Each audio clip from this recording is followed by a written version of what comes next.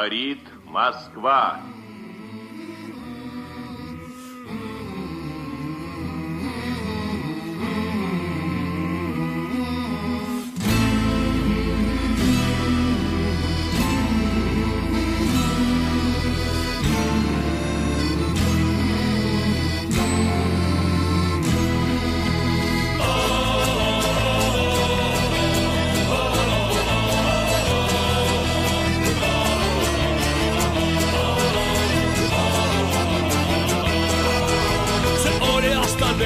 Kui langes verehind ja laipu ootas sõda ja kuuli ootas rind.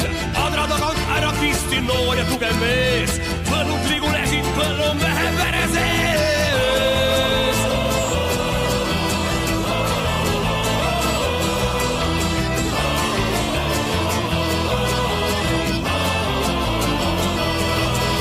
Ja nägu pidi mullas kõige mehed parema.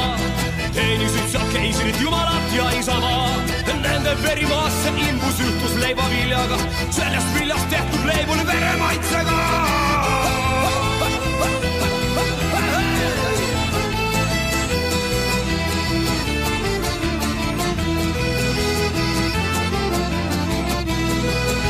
See oli aastal 39, kui Hitler võttis maailma peale hakata ja terve maailm muuta suureks Saksamaaks ja ise saada maailma kuningaks.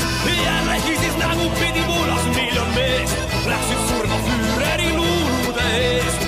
Jälle adrad sulatati kuulipildu jaiks, elab juutki kulutati 9.